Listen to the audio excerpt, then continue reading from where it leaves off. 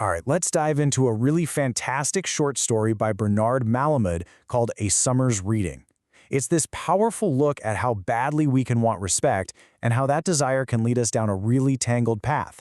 And what's fascinating is how sometimes a lie can actually weirdly point us toward the truth.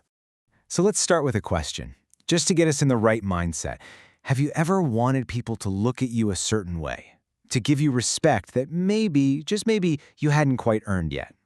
I think it's a feeling we've all had, and it is right at the heart of this story.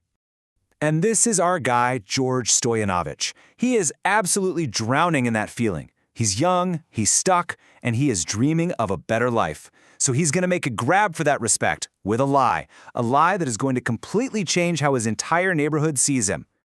Okay, so let's set the scene here, because before we can really understand the lie, you've got to understand the world that George is living in, the world that kind of created it. So, who is this guy, George? Well, he's almost 20, but his life is basically on pause. He impulsively dropped out of high school when he was 16, and now he's just stuck. He's too ashamed to look for a real job, too embarrassed to go back to school.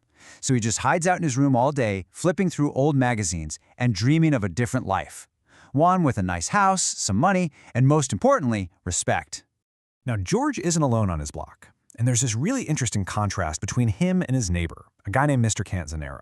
You see, while George is hiding from the world, Mr. Cattanzara is out on his stoop every single night reading the New York Times. Like, the whole thing. He's this knowledgeable, perceptive guy, basically everything George wishes he was. And this brings us to the moment where everything changes. One summer evening, Mr. Cattanzara asks George a really simple question. So, what are you doing with yourself these days? And George, totally panicked and full of shame, just blurts it out. A huge lie. He says he's catching up on his education by reading 100 books. So George just dropped this massive lie. But a lie that big doesn't just hang in the air and disappear. No, it starts to spread, creating these ripples that change everything for him in ways he never, ever could have predicted. And what's wild is that the lie works. It creates this amazing positive feedback loop. See, Mr. Cattanzara tells people, and the rumor spreads. Suddenly, the neighbors aren't ignoring him anymore. They're smiling at him, showing him respect, and that respect even leads to a reward. His sister is so proud, she starts giving him $1 a week. The lie is actually building the life he always wanted. This newfound respect completely transforms him. I mean, he literally starts walking taller. He feels good about himself. He starts enjoying his walks around the neighborhood. For the very first time, he feels like he belongs. And suddenly, life, it doesn't seem so bad after all. But you can't build a life on a lie, can you? As the summer drags on, the very thing that lifted him up, that feeling of being respected, starts to feel, well, heavy. It starts to crush him. You see, George knows he hasn't read a single page. Not one. And he starts avoiding Mr. Cattanzara, terrified he's going to ask for a progress report. Mr. Cattanzara's silence starts to feel like a ticking bomb, and George is living in this constant state of fear that his whole world is about to blow up. And this is a perfect example of internal conflict. It's this battle raging inside his own head. On the one hand, he's finally getting this amazing respect he's always dreamed of. But on the other hand, every smile, every friendly nod from a neighbor is just another reminder of his big lie, and it's eating him up inside. So this anxiety just builds and builds until one night he can't run anymore. He can't avoid his neighbor. And this encounter, it becomes the powerful and pretty painful climax of the whole story. He runs right into Mr. Cattanzara, who's had a few drinks and is feeling bold. He corners George, and then he asks the one question George has been dreading all summer long. He just looks at him with these sad eyes and says, "George, name me one book. Just one." It's such a simple request, but for George, it's impossible. And in that moment, George's whole carefully built world just collapses. He just stands there, totally silent. But inside, the story tells us, he was crumbling apart. He is completely, totally exposed. But then something really unexpected happens.